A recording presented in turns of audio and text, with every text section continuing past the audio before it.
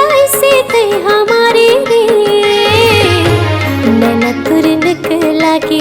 बोली बना मिठ लागे मैं तुरी चिवलाले डारे रे मैं तुरी चिवलाले डारे